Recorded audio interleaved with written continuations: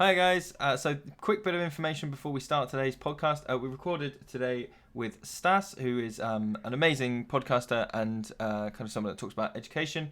At the moment, Stas, as you'll hear in a minute, is out in Taiwan, which meant that not only was there a big time difference, but also there's about 3 seconds of delay in the recording. So there are some points during this podcast where there's a little pause, and it's not that we're awkwardly staring at each other, it's just that the sound hadn't got around the world yet. So hopefully you can bear with it, and I think there's some really good content in there and some really good educational ideas. So enjoy.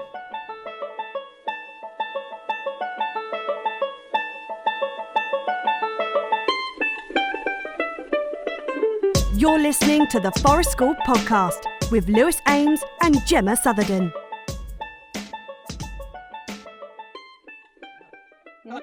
Hello everybody. Hi everyone.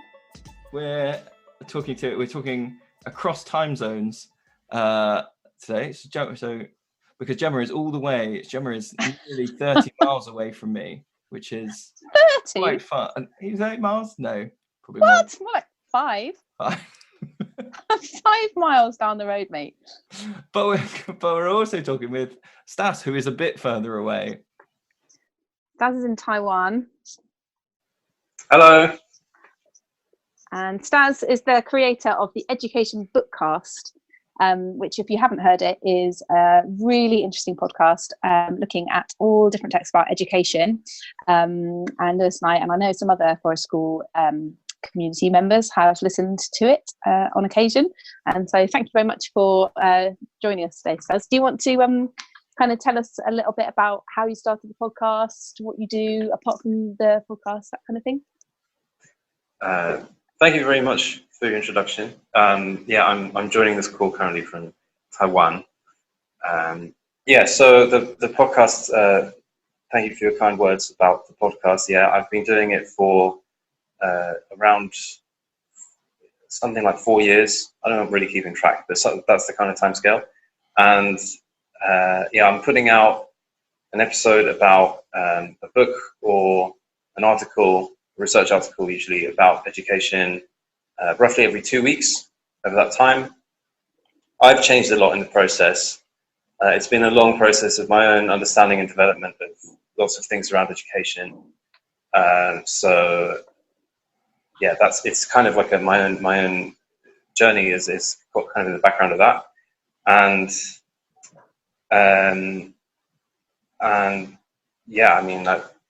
That's sort of a quick introduction to it. Yeah, it's very broad in its themes. There are many different things I want to talk about or hear about, actually, and that's partly why I created it, because I thought if I want to hear about it, other people probably want to hear about it. So I want to look at education from many perspectives, be it psychology, which itself is very broad, cognitive science, economics, even like history, philosophy, and other kind of weird niche things which I discover along the way. So just from as many as broad perspectives as I can.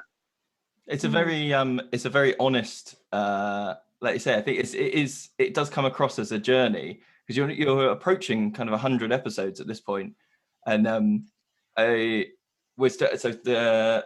was another Forest School practitioner who put me onto your podcast and said, "Oh, you should listen to this one," and then she messaged me really excited about a week later, and she went, "Oh, he's on episode, I can't remember, it's like 86 or something, and he thinks he finally knows what learning is." And I was like, that's amazing. that it's that honest to be like, okay, learning is not just a thing. Because on the face value, you would go, oh, learning, people know what learning is. But actually to dig into it probably does take that amount of time, doesn't it? And to approach it from all these angles and, arrive somewhere. It's really nice to hear someone else speak with as much excitement as I did in the episode. I was like, look, I figured something out. It's kind of because when I started off, I guess I started off with some basic or some immediate questions that came to mind. And then it didn't really take very long for those questions to become very deep. And then I wasn't really able to come up with good answers to those deep questions. And so I kept fishing around as much as I could. And over time, some of those questions now I have answers to. I mean, there's still plenty I don't know, and there's still plenty more that I think, in future I'll be able to figure out and communicate hopefully on the podcast. But yeah, I mean, what learning actually is something that only occurred to me, or only realized what it was after literally years of looking into this, which is a bit crazy. But it's partly because we have an intuitive sense of learning is, this sort of thing. But, sometimes having an actual definition, which is very concise, is useful to understanding what we really mean and really getting to the heart of things. So that was what was really helpful about that thing in particular. Yeah. Can you remember your definition of learning right now? Yeah, it's changes to long-term memory, or usually additions to long-term memory. Because changes to long-term memory suggests that it also might be losses, which is weird because then things like dementia would count as learning. But if you forget and it never comes back, I don't think that's learning. So additions to long-term memory, basically. I think that's part of what is we talk quite a lot about it. Is our podcast is just us geeking out about things and about learning and getting far too niche for most things, but it's when you dig into anything that seems simple on the face of it, you scratch a little bit and you realize there's so much nuance behind anything like that, and then you realize, particularly something like education and learning, there's this idea of like, you scratch it and you go, oh, okay, this person wrote a book about it 20 years ago, and I think, again, thinking of it as a journey that like you've been on, but also that I have been on in education and teaching, and it's almost like every 18 months I think I've got it, and then I go, no, I didn't have it, and it's this other and it's a mixture of stuff that you read and then learners that you meet. I find you think you've got it, you think you know something, and then you meet a learner who really challenges your kind of conceptions of what learning and teaching are, and you're like, oh, okay, this is something I perhaps haven't considered. Are you a teacher? Are you teaching now? I'm not teaching now. I did used to be a teacher. I taught in school, taught maths, and also done quite a lot of private tuition, like 101, typically only 1 or 2, and small classes of the various other kinds of courses as well. So the actual length of time I've been a teacher in a classroom, in the standard sense of like, a sort of large class, not that much really. But I've done quite a lot of teaching otherwise. Yeah. Was that in the UK when you were in the classroom? Yeah. That was in the UK. Yeah. In secondary? It was in secondary, yeah. Applications for Forest School training are now open at childrenoftheforest.com. Check out the podcast links for more details. So it kind of leads on to the main kind of idea we wanted to pick your brains on, I guess, and have a chat through, is that I was thinking, from my experience and the experience that I have in the Forest School sort of sector, is that there's this big push and drive, and people are very keen on physical skills, or like for us it would be bushcraft skills, but if I was teaching, I would probably say the same thing would apply to, like, I remember when like Numicon came in and all the teachers went like, oh my God, Numicon's the thing, we've got to learn how to use this resource. And but there's this sort of very quick and zealous nature about physical skills and physical things that people can acquire, and less of an emphasis on what have you read, what have you listened to, how have you broadened your teaching or your education ideas in that sense. And it struck me that obviously your podcast is very much one way, in the academic and the reading and the increasing your understanding that way. And I wondered if you had any thoughts on why the academic is sometimes seen as, or is not equally valued. Well, that I wasn't actually expecting that question, to be honest. That the academic is not valued to the physical, because I don't live in the same world as you guys in terms of the way that you're teaching and the people you interact with. I mean, I understand that perspective, and I think that, I mean, I'm not going to say it's wrong. I mean, which is not to say I'm going to say that I wholeheartedly support it. It's just that it is possible to kind of do something like analysis paralysis, or something like thinking your way into a bubble where you're disconnected from the real world. And in fact, so we just talked about whether I'm a teacher or not, or how much I've been a teacher. And as I do this all the time on the podcast. I'm going to like relate this to another episode of my podcast. Yeah. But yeah, there is another episode of my podcast where I talk about the question of whether you are a teacher or not and what importance that has. Because, I mean, I like reading. I read a lot of books. It's kind of necessary for the kind of podcast I'm doing anyway. I read a lot of books, and sometimes they're not particularly about education. And occasionally I think, well, this book isn't really about education, but I kind of feel like it fits in the podcast. I'm going to do it anyway. There's a book like that by Nassim Taleb called Skin in the Game. So Nassim Taleb he wrote also other books like Fooled by Randomness, The Black Swan, Anti-Fragile. So this is his fourth in this sort of series that he talks about randomness, statistics, and life. And in it, he basically says, to sort of cut a long story short, if you're making decisions or giving advice, but you don't suffer as a result of bad decisions, then it's very easy to become a charlatan. And you're really taking a moral risk by putting yourself structurally in that position. It's just very likely that you're going to shirk responsibility when things are wrong, because you're like, well, I gave bad advice, but yeah, don't worry about that. Like, it's nothing to do with me, kind of thing. Yeah. So he describes that a lot. And that's what he calls skin in the game. If you don't have skin in the game, that's a moral problem. And what the point I made in that episode is basically, at that time, it was as of a few months ago. Currently, it's about as of roughly a year ago.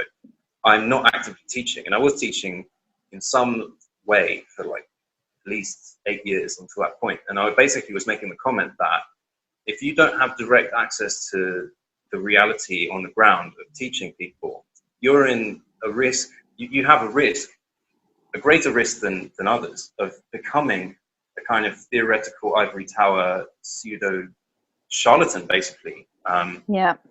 Which there are some of. I'm not going to pull punches here. There are some people who don't teach, do talk about teaching, and end up saying things that are just really bad. So it's a thing that exists in the education world. So we were just saying now about how like maybe people are undervaluing the academic side. On the one hand, there are things that academic stuff can teach us. Let's not pretend that science is useless or anything like that, right? But on the other hand, it is true that if you do disconnect yourself from the reality on the ground by not actually carrying anything out, then it is very easy for you to really lose sight of reality as a result, because you could be kind of living in your theories and in your wise sounding words without having to actually see whether it works or not, for example. Yeah, absolutely. And that's a big kind of point that people make about people in power when they are making decisions that affect a whole country, for example, on their education policy. And you actually question that and go, what are you actually basing this on? How much have you personally experienced any of this stuff? Are you basing this back on your own school days or anything beyond that? Not naming any names about past education ministers in the UK, but that's a challenge, and I think that's a challenge whatever field you're in if you're involved in the world of training. So in forest school, there are a lot of us practitioners who will be delivering training to other forest school leaders in how to become a forest school leader or in a particular field, and that's often a lot more lucrative, that kind of world of training, than boots on the ground working with learners doing forest school. And so the pull, obviously, I think for a lot of people is in that direction. And you look at kind of your the reward that you get both financially and personally from doing that kind of work is really great, and you have to put effort in to remain on the ground and still practicing with like a small group of toddlers and their families, but how necessary that is good to remember. I think that's a really, really good point. Do you feel that I'm quite interested in, and we've talked on the podcast before with other sort of people involved in the world of learning, about sort of teacher training and the things that are missing from that and the things that are chosen to be included in that. Do you feel like one of the reasons for doing your podcast is to kind of make up for things that might have been missing in your training, or do you feel that it was adequate and this is just a personal interest for you? Yeah, so I have to mention that I haven't actually been formally trained as a teacher. When I worked as a teacher, I worked in private school. It's true. Yeah, I worked in a private school that didn't require that. So although my sister has done this training, she's currently not not a teacher per se. She does things in a more or less related field in some respect. But she's done teacher training, and I have some awareness of what is in teacher training. But I haven't actually gone through it myself. So with that in mind, like, I'm not sure how much I should comment. Yeah. Basically, since part of your question was asking what is the motivation in terms of training, it was because I wanted to understand education, because I got into private tuition actually before I got into working in school. So, and I was kind of interested in learning anyway, because I'm the kind of person who likes to learn things all the time. So, I just wanted to understand it, and preferably to do a better job at it, basically. And then I got into reading, and it turns out that it wasn't so simple in one way. Yeah. It just took so much. I kept on reading more, and it kept on not being completely clear. And actually, I ended up taking some advice, which now I can't say I regret, because it was part of my journey, but in a sense, I disagree with some positions I had, 4 or 5 years ago, which I took from initial advice, which I got from reading. So it all ended up being very convoluted. But in terms of what I know of teacher training, my understanding of teacher training is that, again, from what I know, there seems to be a relatively low amount of information provided about cognitive science. I think cognitive science is probably the most obviously important thing to know as a teacher in terms of theory, and a lot of emphasis on, as far as I know, a lot of emphasis on child development, which I think, I'm not saying you shouldn't learn any child development. I kind of feel like it's probably more important for primary teachers, at least. I kind of feel like there are some very simple, very powerful ideas in cognitive science which basically relate to learning in terms of like how people change, how people learn new things, whereas development is more or less talking about what happens even if you don't do anything.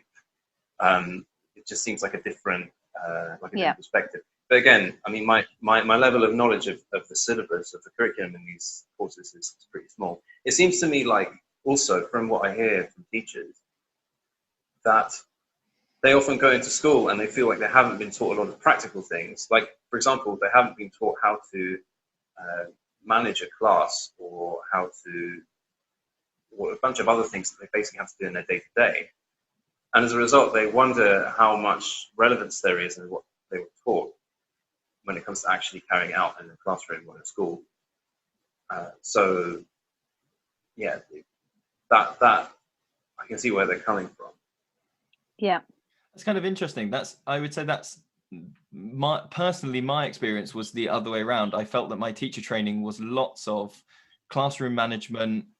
This is how you might need to mark books. This is how you might need to interact with a hierarchy of school. This is how to get a job. But I would say they mentioned Vygotsky for a couple of weeks, but there was no more interest in kind of getting into the depths of learning and what is going on and how can you. I wonder if it was more that I felt that the training was more to do with my university producing a teacher at the end who could go, this teacher looks like they came out of the University of Winchester, rather than having this. And the same is probably true in a classroom, isn't it? In that they wanted this homogeny to come out of all these students know the same thing. They didn't want, so my cohort at uni, there was 100 of us, and they didn't want 100 different practitioners with 100 different educational views, and some are really into development and some are really into cognitive science. They wanted this kind of, okay, you all know this and you all know how to, mark a book, talk about seating plans, all that stuff.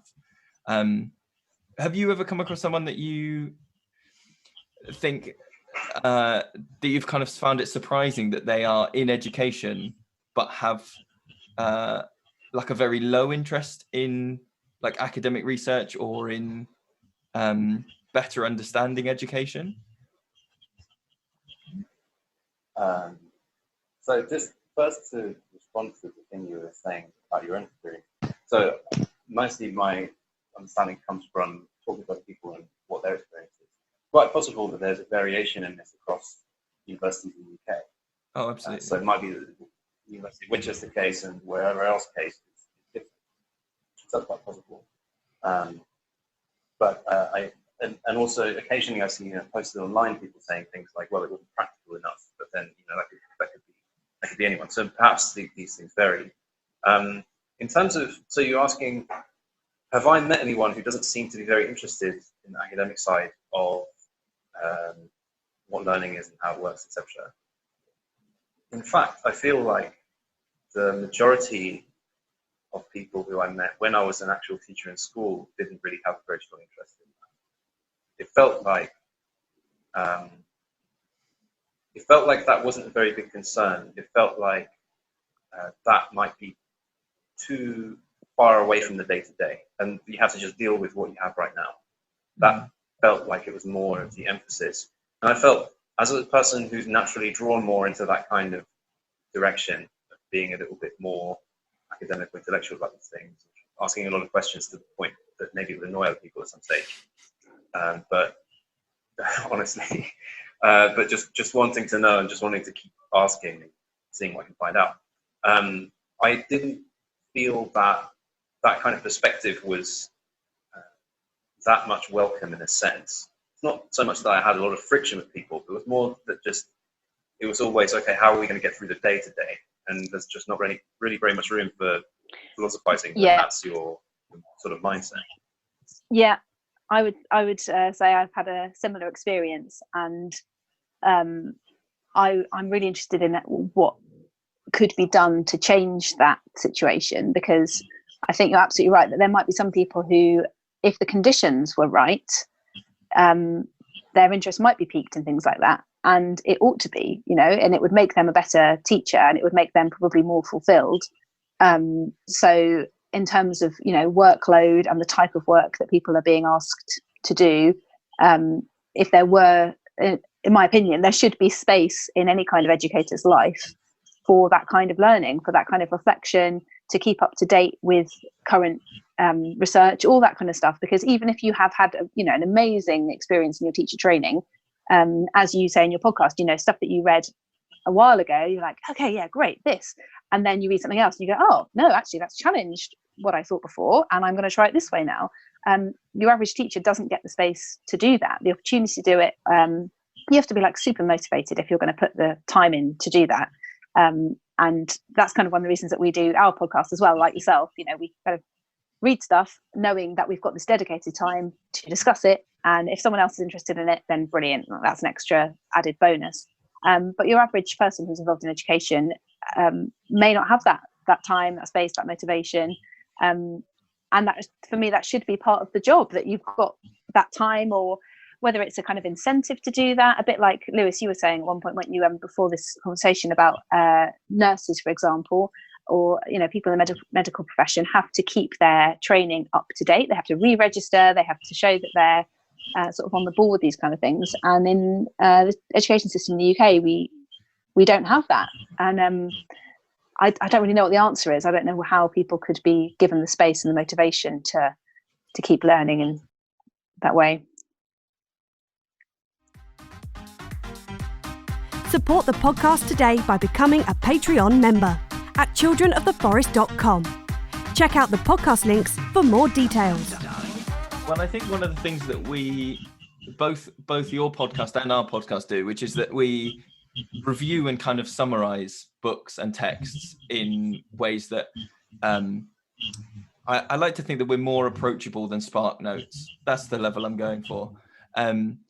But it's sometimes difficult with texts that are quite academic, or I find some books are very long and very slow paced, but they need that pace in order to take the reader on a journey from, okay, this is what you think you might understand about Skinnerism or behavior management or something, and like, let me very slowly take you there.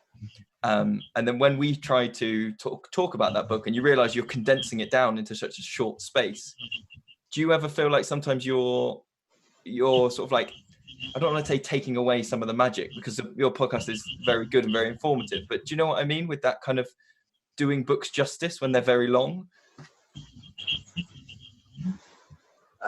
If I could first respond to what Gemma was saying, because I also wanted to add something to that. So relating to the motivations behind my podcast, what you were saying very strongly relates to the motivation behind me doing my podcast as well. Because firstly, there's this thing about when I was a teacher, there were times when essentially I wasn't very good at answering questions like, why are we doing this? Like, for example, why am I teaching kids maths? Why should kids learn mathematics? What's the purpose of this? These kinds of basic questions which many kids come up with, which we usually, essentially, if you're a maths teacher, you usually just find a way to tell them to shut up. Yeah. I don't know how many people have like a really, really strong answer. You know, you just go like, yeah, well, just homework, Bob. Yeah. Exactly. Yeah. Just because that's the way it is, right? And that I don't find that very satisfying. So I wanted to have, and I still want to have. I think I'm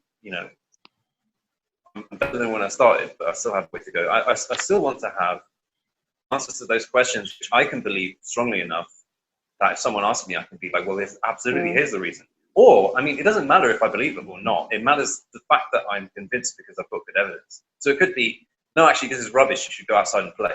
Why are you learning maths? This whole system should be dismantled. You know, that if I had that perspective, or if I had, you should absolutely do all your homework and stay in here and study as much as you can because of reasons A, B, and C. You know, as long as I was strong, as long as I'm strong in my understanding and I can give good reasons, then I'd be happy. But it's just at the beginning of it, I was like, I really don't know why we're doing this. Honestly, I don't know. I've studied a lot of, I've got a good level of maths because of engineering degree and stuff. And is it important? I don't even know if it's important. It's not clear to me. And that was part of what I wanted to clarify. And it was also the understanding that at the time, you know, I was deriving my income from private tuition, which was, you know, nothing in intensity compared to a teaching job in a school at the time when I started the podcast. Well, actually, before I started the podcast, that's when I started getting into all the research. And it just occurred to me, firstly, that I couldn't get enough information in my head fast enough. Like, reading books wasn't fast enough. Podcasts that were available weren't doing enough for me at the time that I'd found. And so it occurred to me that I wanted a resource like the one basically that I'm making now, and I've been making the past few years. And it occurred to me that I'm the person to do it because I have the questions, I have the motivation, and very importantly, I have the time, because normal teachers, of course, don't have the time because they've got to actually be teaching and doing other teacher things like marketing, etc., for 50 plus hours a week or something, very difficult to handle. So these are big reasons for my motivation going into it. That's something I wanted to comment on top of what you were saying about not having enough time. Now, sorry, this means that I've actually forgot the question that was posed a second ago that you wanted me to answer. Could you repeat it, please?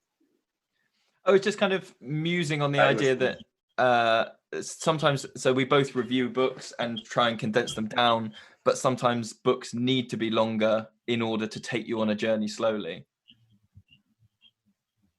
Yeah, so I get the feeling with my podcast that essentially I do it whatever way I want to do it. Because in the end, I think there must be people who are kind of like me and who kind of want what I'm producing. But at some level, I do know there are plenty of people who will see the length of these things, and it's just me essentially lecturing for like an hour, and think, God, that I can't listen to this. It's just too much.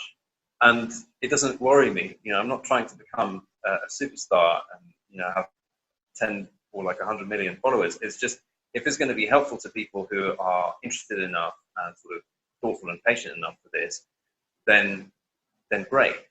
So I do feel actually that I spend a lot of time going into a lot of detail, and as time goes on, what happens is that in the earlier episodes, I think, for one thing, I probably had slightly less of a feeling for how much I should go into things. I probably went into things a little bit more in depth than I needed to at times. But also now, because of having more knowledge and more perspective from all the stuff I've read before, a lot of the time I'll read a book and it really won't take very long for me to realize, oh, this is a book which is doing this, and it just sort of almost categorize itself in my head, or I'll have an idea of, oh, the whole book is just one of these things. And I'll just be able to explain what that is. And now the episode is 10 minutes long. So, for example, recently, like what's becoming slightly more common on my podcast as the episodes go on is it's slightly more common for me to take books which I picked up in an honest desire to learn something, and I discovered that the book was absolutely terrible. But it's very difficult to realize that until you have enough knowledge that you'll go, what is this person doing? This is such a bad book. So then I go on the episode and I go, well, here's a book, and here's some of the stuff it says, and here's why it doesn't make any sense, and it's just useless. I'm not trying to do that to be mean. I'm trying to do that to point out what the problem is so that people don't waste their time on it, basically. But partly, basically, what's happened is that because I have more knowledge now, because I've done with reading, it means that I can summarize things a bit better than I used to be able to. But I was always leaning in the direction of just cover as much as you can, or like make sure you do it justice by taking ages if you have to. And there have been episodes of my podcast which split into several recordings because they're so long, like in total 3 hours long or something, split into 2 or 3 recordings, because I always wanted to not skip anything. So if anything, I feel like I've kind of gone on the other side of this trade-off, where I've created a barrier to entry in a sense, because people have to be willing to listen to me drone on for an hour. So there's that barrier, which I'm more happy to have that barrier there in a sense than I am to sloppily miss things, if you like. Or I'm not sure if you can say sloppily, just like, selectively, let's say, miss things. And with time, perhaps I start moving slightly more in the other direction, where I do a bit more of selectively missing things, so that episodes don't have to be quite long.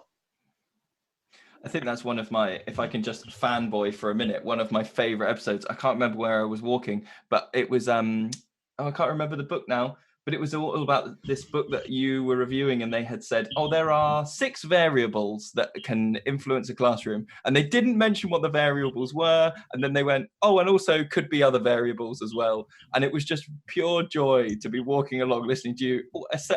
You're not as rude as us in the podcast, but essentially going, this is fucking bullshit. They've just written a load of crap. Like, they have written absolutely nothing. And just to hear that kind of honest, like, no, I've read the book, don't worry about it, you don't need to, was really refreshing and kind of is honest, isn't it? That is sometimes how we feel about texts. Yeah, I'll try and keep it family friendly, but it is fucking bullshit. I'm going to put that out there right now. That book is fucking bullshit. The book in question is called Experiential Learning. That's the one.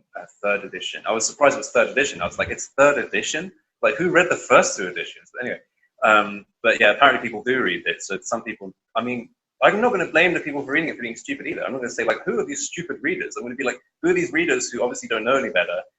It's not because they're stupid, it's because they don't know enough about what's going on. They need to be informed that this is bad, right? So that's partly what I'm doing on the podcast. It's like, look, this is bad. Here are the reasons why it's bad. So that's very much what was going on in that case. I think that's one. Actually, this brings me. Go on. Sorry, I was interrupting you. Well, sorry, I think because we've got like 3 seconds of lag or something to it. But no, I was just going to say that it feels to me like this brings us closely to what you initially were interested in talking about, which is professional development in particular in terms of reading, because the thing that immediately comes to mind, or came to mind to me, was the fact that what if you actually tried to do professional development in reading and you ended up reading some terrible books? There is actually a problem with selection here. Yeah, I was thinking, well, I was having a very similar thought, but I was wondering that if is reading a terrible book, although that might have an impact on then, if you read it and maybe you don't, at the time that you read it, you don't have the critical experience. faculties. Yeah, to know that the book is fucking bullshit. But if you invest in the 2-3 hours to read a book, that's a very different time investment to driving for 2 hours, sitting in a conference room, listening to someone prattle on about something, having some cold, stale sandwiches for lunch, not really enjoying the afternoon, and then coming home. And paying a lot of money for it. And I'm wondering whether there's something there about, it's undervalued, but personal development through articles and books and podcasts and things is kind of low cost, high reward in terms of how it can impact your teaching. Yeah, I get where you're coming from. What I would say to this actually is, I think a lot of people would say a lot of different things about, for example, what their own opinion is about going to conferences. Maybe some people, I know there's actually research out there that shows that a lot of the time when people go on training, nothing changes, because some researchers actually, this could be in various contexts, doesn't just have to be education, it could be in some business contexts, similar such situations. Researchers measure changes in behavior, like what do people actually do differently after they go on whatever this conference is about, management or something. And it turns out they manage exactly the same as they did before, but it was very expensive to go. And I think there's quite a lot of research that demonstrates that that does actually happen quite a lot. I wouldn't be surprised at all if that's also true in education. I would imagine that also happens. So there is that. But what I would add as something which I think is more particular of my own perspective or expertise, I suppose, is around literacy itself. So there's a fair amount of evidence, quite a lot of evidence, that reading is good for you. That's the short way of putting it. Which is based on the fact that, for example, the vocabulary of spoken language and the vocabulary of written language differs greatly in its richness, which basically means how frequently people use rare or technical vocabulary to be very precise, or just very literary vocabulary or anything like that. It's more common in written text. What this does basically is means that if you read more, your vocabulary gets better. There are a lot of things associated with this, but basically, and actually this happens, I should say, all the way up to even very, very educated people speaking to each other. It's not as rich in vocabulary as a children's book. So, even for children just learning to read, sometimes like this level of quality of language on some measures of quality of language is higher in books for small children than it is among PhD graduates. It's just the nature of spoken versus written language. And that's just the language side, but I think this is really something that goes to show what the difference is when you're looking at something that's written down, is that it is thoughtful by nature. There's also research that demonstrates that people's general knowledge is very highly correlated with the amount they've read. Measure that there are ways which I won't get into now, of like measuring how much people have read in the past, and then you measure their general knowledge, and it turns out, those things are very strongly related. It seems like people get a lot of their knowledge from reading rather than from other sources. So this basically points me to the idea that whenever anyone is writing something down, they have to, or perhaps they just get to think about it. You get to edit it. You write it down once and you think about what you've written. Firstly, when you write it down, you're doing it slower than if you would speak. And then you get to go back and look at it and think, is this really what I want to say? How can I make this more concise? How can I make this more precise as well? And how can I make my argument stronger if there's an argument involved? How can I make the story more engaging, etc., etc.? All this stuff can happen because it's a gradually sculpted thing rather than an immediately performed thing. When you have to perform, then the words, for example, that come to mind are the words that are immediately available. That's why you end up using common words rather than rare words when you speak. But when you write, you end up using rare words, not just to sound clever, but because they better represent the meaning that you're trying to get across. So there's something fundamental in the nature of the medium of writing above the meaning of speaking, basically, in terms of quality of content. That's almost the philosophical position I hold, but it's based on all this different stuff around what we know about, for example, vocabulary and reading volume, and also knowledge and reading volume. It just seems to me like it's a high quality medium. And I would actually go one step further and say books that are in print are likely to be a higher quality medium than reading, for example, Twitter or someone's blog or something. Because again, there's this level of effort that's gone into it, which is like extra high. There's this extra high level of kind of filtration where a person really has to think about how am I going to phrase this. And of course, you're still going to get the occasional useless book, but it's just like you've auto-filtered it for yourself through so many layers.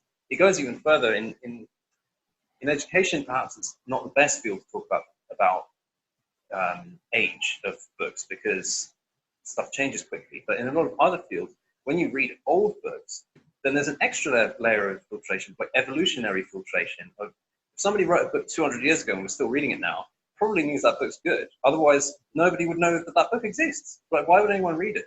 If someone wrote a book 2,000 years ago and we're still reading it, it's probably a really good book, right? So that's like another level, which also makes me tend to want to bias to old stuff as well. Basically, I'm an old fogey, and I'm trying to convince everyone else why that's a good idea. But this is my perspective on your question of how much can we see that there might be a value or even a greater value in looking at this kind of material versus attending a conference. My perspective is it's got to do with the medium of writing itself. Do you think there's also that process at the other end in terms of how you receive it as well? Because if you are at a conference, you're just there at that time, you booked it however long ago, no matter what's going on in your life right now, you have to go to that conference unless something terrible happens. And whether or not you were in the right frame of mind to receive that information is it's kind of luck of the draw on that day. You may be hungry, you may be thinking about that, you may be had the crazy morning or whatever, or something's happening outside, but you've got to sit there in your seat. Whereas when you're reading, you choose when you do that. You choose when you're in the right state of mind to do that. And if you write, as you described, kind of very finely crafted sentence that's been filtered through many layers of thought by the author, and it really hits home and it really challenges your worldview, and you think, whoa, I just need a moment to digest that for a minute. I need to just close the book and spend a couple of days just ruminating on that before I carry on, because that's massive. Is that a more effective way of learning than sitting there listening to somebody, from 9 till 3 on a Wednesday, whether or not you're in the right mood for it? Your brain is thinking about the fact that the washing machine broke this morning. Yeah. Yeah, exactly. That's something that I hadn't thought of, but that's definitely true. That the permanence of the medium, that you can put it away and come back to it, is also a kind of benefit. I mean, I suppose there's in that particular dimension, there's an intermediate kind of stage of things like podcasts and videos where they are permanent and you can come back to them. It's a little bit more awkward with bookmarks and stuff. But do that. But yeah, that is definitely another strength compared to things that are live. I think to try and balance this out in the direction of live things. In live things, you can ask questions. Probably the biggest, most obvious strength. The ability to ask questions and interact. But exactly the permanence of the medium in terms of writing, yeah, that's definitely a major factor.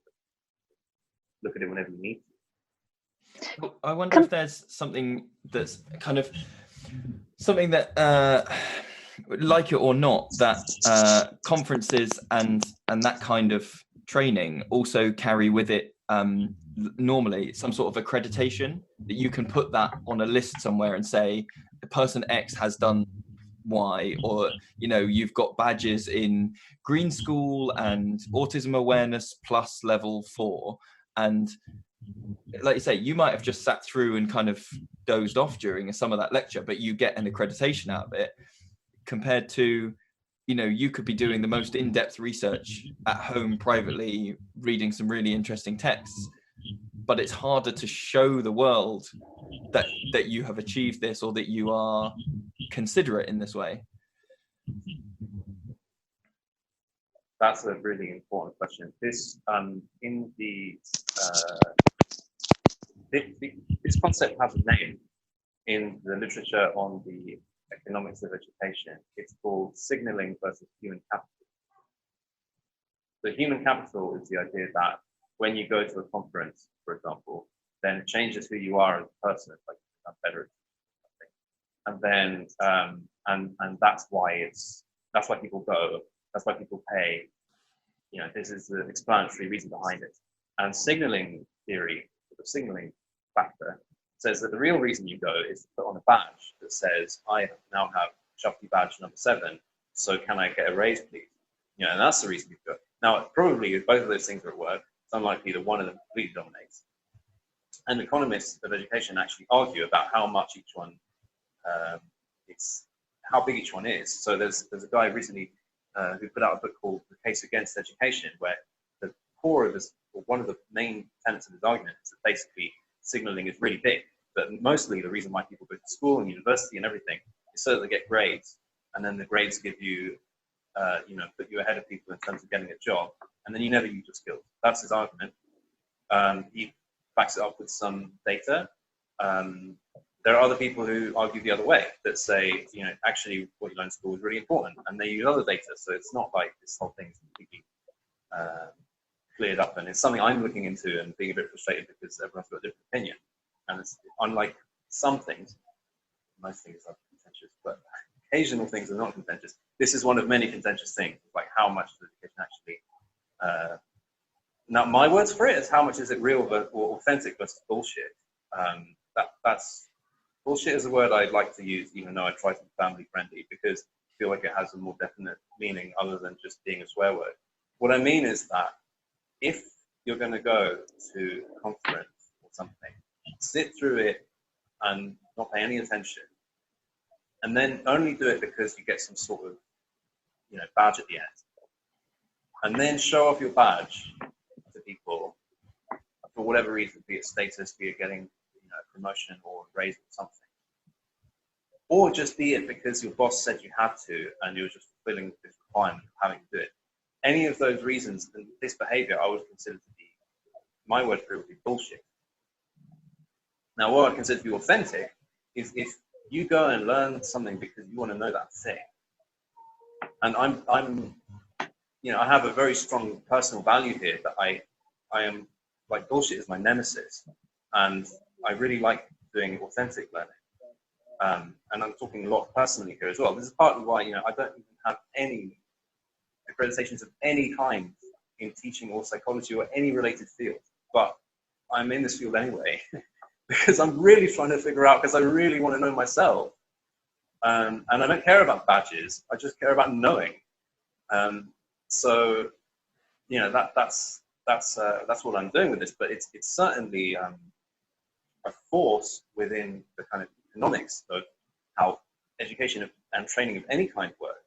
That as soon as it's possible to do signaling, then it's going to impact, for example, popularity of the course or a kind of resource, and the price that you can set, et cetera, et cetera. It's so interesting, isn't it? It's and I don't know how much you know about Forest School as an ethos, the world that we kind of work in. Do you know much about it?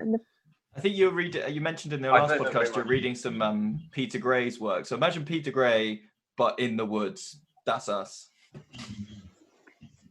Okay. So it's holistic learning outside in nature, and there's continual conversation amongst reflective practitioners, which we're all supposed to be, and that's what I really value about Forest School, that the reflective element of your practice is really valued. That is a thing that we are meant to be doing the whole time, and loads of people do. And in discussions amongst the community, there are so many, there's just a lot of chat around, what does it actually mean to be child-led? How much, what is our role? And also about what you're saying about kind of signalling, really. So some people going, well, yeah, I do have this Forest School group, but they really want something extra. I've really heard about the John Muir Award, which is where you do, I actually don't know very much about the John Muir Award, but it's like a badge, you do the thing and you get the award. Or, I've really heard about this other scheme where you've got something to show for it at the end of the day. And that is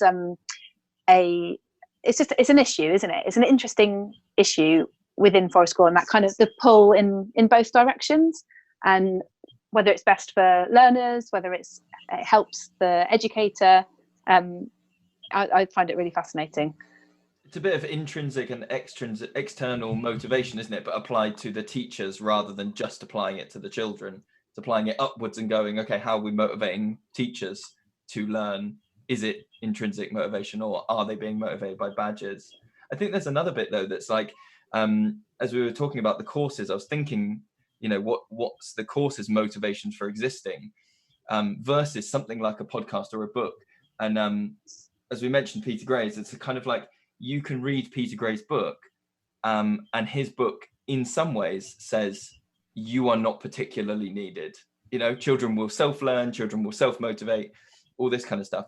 If I was running a course, I don't think I would get many takers to pay to come on a course for me to tell them that they didn't need to do anything. Do you know what I mean? The courses kind of have that need to perpetuate more training, whereas a book goes, fuck it, you've bought the book now, I've got your money, I'm going to tell you actually how the world is. You know, kids are going to learn on their own, just leave them alone. That I was just listening to your latest podcast, Stas, yesterday on discovery learning, which really, that I found it very interesting for two reasons. I found the paper that you were talking about interesting, and also I found it interesting that you were very honest and said that you know, kind of accepted a theory of learning and been really keen and been a real fan of it, and then you read evidence that suggested that actually it wasn't effective, and that was hard for you to hear. Do you want to kind of explain a little bit about that? So yeah, that's definitely something that that I've struggled with, and I think it's just a broadly human thing. Something like confirmation bias. It's very difficult to change your beliefs. Basically, is difficult, and yeah. So in particular, I got interested in.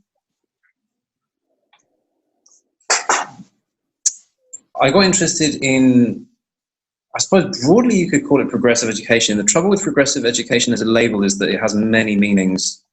So it's not exactly very clear what I mean by that. But I particularly got into something called math circles. And math circles are a kind of a way of teaching maths or learning maths where you set a problem. The sort of facilitator sets a problem, and then the kids kind of just work it out by themselves, with the facilitator kind of helping along from time to time. And there's no specific evidence or study around that, but I was inspired by the stuff that people were writing about this. I was inspired by the idea that this might be possible. It made sense because of my own feelings about it to some extent. Also, there was some other stuff that was written, like Lockhart's Lament, which is a controversial essay on maths education, which also talks about how maths is misunderstood and stuff. And so I ended up trying out this stuff. I ended up actually going on a course in America written by the authors to try and do this better. And then it didn't work out so well. I tried it in a few different contexts in the UK. It didn't work out so well. I wasn't really sure what to make of it. I thought maybe I wasn't doing it very well. But then when I got onto looking at the research which was related to this, which at first I didn't know how to find, but eventually I kind of stumbled into, essentially, then it became clear that there's a very good reason why this kind of teaching is not very effective. And there's a lot of research that shows that it shouldn't really be very effective. And so eventually I managed to change my mind. But at first it was very difficult to, because I was, in a way, I was quite politicized, actually, by some of these authors. I was quite bought into their way of thinking, and their way of thinking was quite adversarial about anyone who doesn't have this opinion is, is on the one hand foolish, and on the other hand destructive to children, or something similar to that idea. So I was quite bought into that emotional side of the idea and the theory as well. So it was quite difficult to extricate myself from that, but eventually I did. Now I realized what was wrong with it. Yeah, it definitely, listening to your podcast last night then sparked a discussion with my other half, because like all families, we're homeschooling at the moment, and it was a real kind of eye-opening moment about, how do people learn, and maybe this is something we need to think about. And it was very interesting when you're in the position where, which I guess you are if you're doing private tuition as well, you are kind of in that position of power, which we also are as forest school leaders, where you are kind of deciding what the curriculum is, and you're deciding. If you go to school, you just go, off you go to school, you're somebody else's problem, and it's either the teacher's decision or the government's decision, the head of department's decision, the head teacher's decision as to what we're going to learn and how. And then when actually you are in control of that through either being a personal tutor, being a parent who's home educating, running a forest school session, I suddenly felt the kind of weight of responsibility last night after listening to your podcast and thinking, well, if you do just accept the things that you believe, because it's just best and good and nice and this is the way we do things, that you do need to be interrogating what you believe, really, because if it isn't actually the best for the child, that's kind of your fault. If you're using a strategy or going down a line of educating that hasn't got the research to back it up.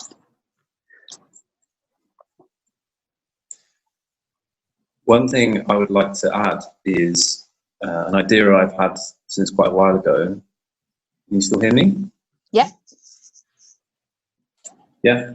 One thing I'd like to add is an idea I've had since quite a while ago, which is that you might consider 3 types of education to fall on a line.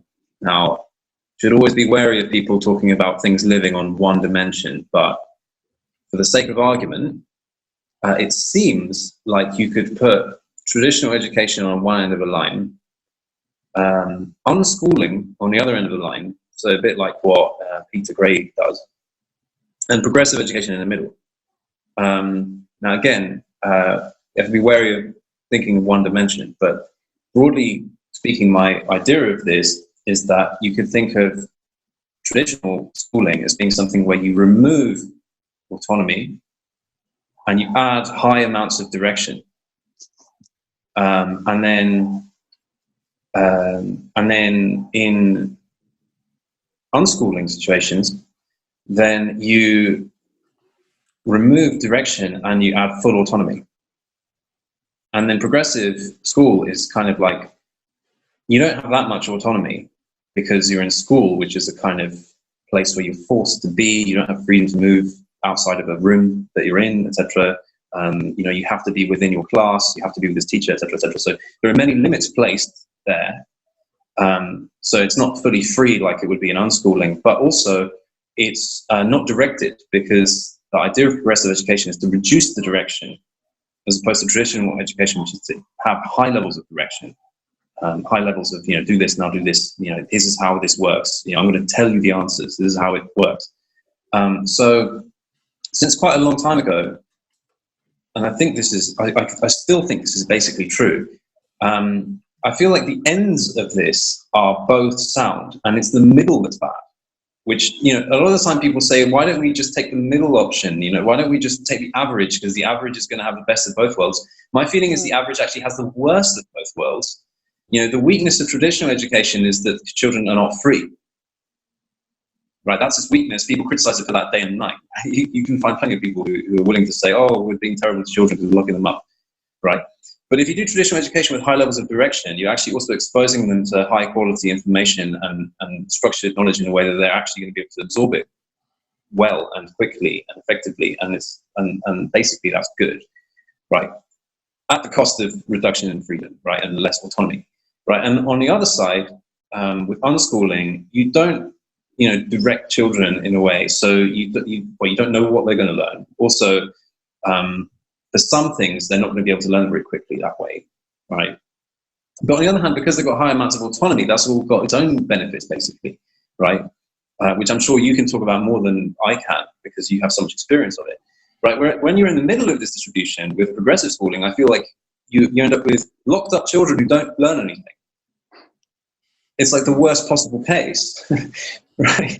Now, I mean, I say that I'm fairly but not fully sure of this. I would say that on the tradition, like with the traditional schooling end of the spectrum, increasingly I'm convinced, as in I see more and more and more evidence in support of that basic idea that actually when you do school in a traditional way, kids learn a lot of stuff. And there's a lot of, like, for example, cognitive science now that seems to indicate to me that that's the case. On the unschooling side, the amount of evidence I have is much less, but my general impression is broadly positive. I've never found anything actually negative, basically. Possibly except some stuff about discovery learning, but it's not really the same as discovery learning, so it's not really that comparable. Otherwise, I've generally got a good impression, but I haven't seen enough research, or B, not enough research has been done. I can't say for sure, but my impression is generally good from all the different stuff that I've seen. And the progressive stuff is all the stuff where this just doesn't seem to be working. I guess that the weird middle ground with progressive learning is that you are still measuring learning that is predetermined. You've decided we're in school and we're trying to get children to a point, and the point is here, and it's how we get them there that is what we're going to experiment with. We're still getting them to here, so you can measure that outcome against more traditional teaching and go, well, obviously it's not as effective. Whereas with an unschooling approach or a more holistic approach, that's another fascinating question. How do you measure what has been learned?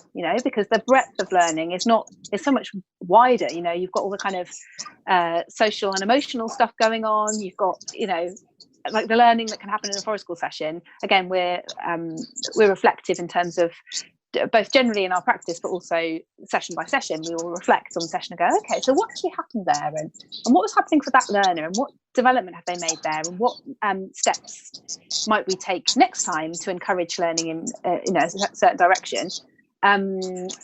And it's because it's so broad, it's very, very hard to define what that learning has been, and it may all be internal, and you might not see which is something that really frustrated me with traditional teaching, was that you might not see the sort of fruits of your labour, or the child's labour, as it were, for quite some time. You can't necessarily assess the effectiveness of one lesson, because actually a penny might drop a few weeks or months in the future for that child, depending on what else is going on in their life and all the rest of it. I think if we can link that to something you were saying earlier, it's almost like, are you testing authentically or testing for bullshit? And it's that same thing of like, are you testing for a badge to say they have achieved X, or there's that authentic learning, and authentic learning does go off in a million different tangents, and it's not as easy to kind of accredit. Find out about CPD courses at childrenoftheforest.com. Check out the podcast links for more details. We've been talking for far longer than we said we were going to keep you for. So, and I feel like slightly, Gemma and I are big fans of your podcast, and we could probably just sit here like until it's like midnight for you and geek out about education. Yes. And another thing, what do you think about this? What do you think about play? What do you think about it? Yeah. And I'm happy to keep talking if you want, but it might be a question that is too long for your audience. I don't know. Oh, they'll put up with any old shit. Nice. Well, maybe we can talk to you again at some point in the future about something really specific, if you don't mind, us reaching out to you again. And great. And when you do come really back, if you're ever near Devon in any way, we'll show you some pretty good unschooling. Come down to the woods. Oh, that's great. Yeah. Thank you. I would take that offer. That'd be brilliant. Excellent. Well, thank you so much for your time. Yeah, thanks. And I hope the weather cools somewhat for you. Well, thank you for being in touch. I've really enjoyed our conversation, and hopefully we'll have another one at another time. Yeah, great. Okay, cheers, Stas. Cheers, Stas. Bye. Bye. Bye. Ladies and gentlemen. If you like this podcast and want to support more episodes, you can donate through Patreon. Visit patreon.com/Children of the Forest to show your support for the Forest School podcast.